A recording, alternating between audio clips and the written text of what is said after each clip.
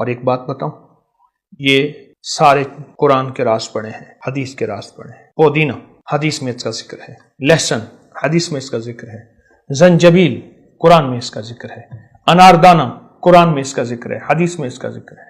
یہ سارے نبوی علاج پڑھے، یہ سب طب نبوی ہے۔ جدید سائنس نے طب نبوی سے کیا استفادہ کیا؟ حضور سرور کونین صلی اللہ تعالی وسلم نے ان چیزوں کو اپنے مریضوں کو استعمال کیا۔ حارث بن کلدہ الثقفی طائف سے آیا اور وہ انہی چیزوں سے دوائیں بنا کے دیتا تھا، مدینہ منورہ کا معالج تھا۔ پودینہ اگر اس کی صرف خوشبو ہی دیکھی جائے، منٹ کی خوشبو، تو منٹ نہیں لگتا، سیکنڈوں میں انسانی جسم میں فرحت اور بیماریوں کا علاج ہے۔ کہنے لگے آپ جس جگہ رہتے ہیں ارد گرد پودینہ اگا دیں، مچھر نہیں آئے گا، سانپ نہیں آئے گا، بچھو نہیں آئے گا، زہریلی بیماریاں نہیں آئیں گی، زہریلے جانور نہیں آئیں گے، وبائیں نہیں آئیں گی، بڑے بڑے کرونے، بڑے بڑے طاعون، بڑے بڑے ہیضے اس پودینے سے دور ہو جاتے ہیں۔ صرف اس کی فصل اگا دیں، اپنے ارد گرد جہاں رہیں پودینہ کو اپنے ساتھ رکھیں۔ یہ لہسن دیسی ہو، ہمیشہ دیسی چھوٹا ہوتا ہے اور وہ بڑا ہوتا ہے، یہ دیسی ہو چھوٹا چھوٹا، اس کی پوتھیاں چھوٹی چھوٹی ہوں، اس کو چھیل لیں۔ چھیلتے ہوئے اس بات کا خیال رکھیں ہمیشہ نیچے سے چھیلیں، ہمیشہ، لیکن نیچے سے چھیلنا مشکل ہوتا ہے۔ اب دیکھیں میں اوپر سے چھیل رہا ہوں، آسان ہے، نیچے سے چھیلیں، اس کا بھی ایک راز ہے۔ اور انار دانہ جو میں نے لیا ہے نا، یہ وہ ہے جو بہت گلابی نہیں ہے، بہت خوبصورت نہیں ہے۔ آپ ایسا کریں، انار لے لیں، انار کو خشک کر لیں، رنگ یہی بنے گا، گلابی خوبصورت رنگ۔ وہ انار دانہ شاید کیمیکل سے دھلا ہوا ہو۔ اور یہ ادرک ہے میرے پاس، جسے زنجبیل بھی کہتے ہیں، ادرک ہے، اس کی خوشبو دیکھیے آپ، ادرک کی خوشبو ہے، اس کو توڑ کے دیکھیں، سبحان اللہ، اس کی تازگی میں جائیں، اس کو توڑ کے دیکھیں۔ اچھا، ان میں ہر چیز وہ ہے جو جسم کی صحت اور تندرستی کا راز ہے، ہر چیز وہ ہے۔ پودینہ سنیے، پودینہ، لہسن، اناردانہ، یہ ادرک، میں اس کو سر کہتا ہوں، یہ سر تک کی بیماریوں کے لیے، جسم سارے کے لیے۔ لہسن ناف کے لیے، اناردانہ ناف سے گھٹنوں تک اور گھٹنوں نیچے ادرک، یہ جسم کے حصے کریں۔ اچھا، اب آپ جسم کو اس حصے میں لائیں، دایاں حصہ جسم کا اناردانہ اور پودینہ ہے، بایاں حصہ جسم کا ادرک اور لہسن ہے۔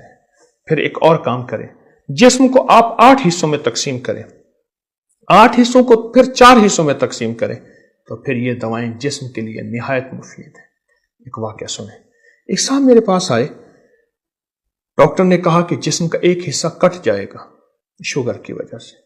کچھ عرصے کے بعد آئے تو وہ بالکل صحت مند تھے۔ میں نے پوچھا کیا ہوا؟ کہا آپ نے ایک چٹنی بتائی ہوئی ہے، وہ چٹنی میں کھاتا رہا، اس چٹنی سے میں صحت یاب ہو گیا۔ وہ چٹنی کون سی؟ کہا آپ نے بتایا نہیں تھا، پودینہ، اناردانہ، ادرک اور لہسن۔ کہنے لگے میں نے تو اس کو استعمال کیا، اور جب استعمال کیا میری تو صحت، میری تندرستی لاجواب، اور میرا جسم کٹنے سے بچ گیا۔ میں کئی ڈاکٹروں کو دکھا کے آیا، وہ حیران ہو گئے۔ جس کو کوئی چیز ہضم نہ ہوتی ہو، معدے میں جلن، تیزابیت اور معدہ پھول جاتا ہو، وہ کیا کرے؟ اس کو نا اکٹھا بنا کے رکھ لے، اس کے کیوبز بنا لے، فریج میں رکھ دے، اس کو ڈبیا میں ڈال کے فریج میں رکھ دے۔ 1 چمچ لیا، اس میں تھوڑی سی دہی ملائی یا بغیر دہی ملائے، اس کو گھلایا اور اس کو نوالے کے ساتھ کھایا۔ جس کو جسم پھولا ہوا ہے اور معدہ پھولا ہوا ہے، اس کا جسم کہتا ہے کہ کہاں بھی دنیا کا علاج کر چکا، کوئی علاج اس کے لیے موافق نہیں ہے۔ جس کے دل کے وال بند ہیں اور کہتے ہیں کہ اس کے دل کے وال کے لیے بڑے بڑے آپریشن اور بڑے بڑے علاج ہو گئے۔ جس کا خون بلاک ہو گیا، جسم بند ہو گیا، جو شوگر اور فالج زدہ ہے، جسم کا نچلا دھڑ ختم ہو گیا، یہ چٹنی وہاں اس کو چلنے پھرنے کے قابل بنائے گی۔ معذور لوگ جو جتلا دھڑ ختم یا جسم کا کوئی حصہ ختم، اس چٹنی کو استعمال کریں۔ جن کے بچے معذور ہیں، کوئی ٹانگ نہیں، کوئی ہاتھ نہیں، یا بڑھاپے میں وہ اس چٹنی کو مستقل استعمال کریں. چھوٹا چمچ دن میں 2 بار، چھوٹا چمچ دن میں 3 بار. اس کو تھوڑا تھوڑا استعمال کریں، تھوڑا تھوڑا استعمال کریں. اور شوگر کا مریض تو بہت لاجواب چیز ہے.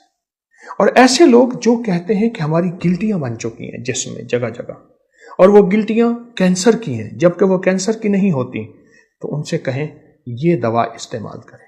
اور یہ دوا جسم کو بہت لاجواب ایسی گلٹیوں کو پگھلا دے گی، ایسے گلٹیوں کو پگھلا دے گی. کوئی بھی جسم کی گلٹیاں ہیں، گلٹیوں کو پگھلا دے گی. کیا خیال ہے؟ یہ اناردانہ، یہ پودینہ. میرے پاس ایک کیس آیا، اس کے ناخن جھڑ گئے تھے سارے بیرون ملک میں.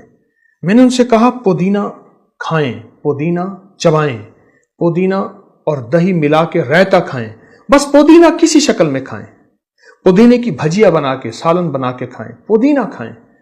اس نے پودینہ کھایا، کچھ عرصے کے بعد دیکھا تو اس کا جسم، اس کی جلد، اس کے ناخن بہت خوبصورت تھے. حتیٰ کہ اس کے الفاظ ہیں مجھے، میں دستخط کرتا ہوں تو ناخن چھپا کے دستخط کرتا ہوں. فائل پہ بڑا افسر تھا، میرے ناخن اتنے جھڑ گئے ہیں، دنیا کی کوئی دوا میں نے نہیں چھوڑی، لگانے کی بھی کھانے کی بھی.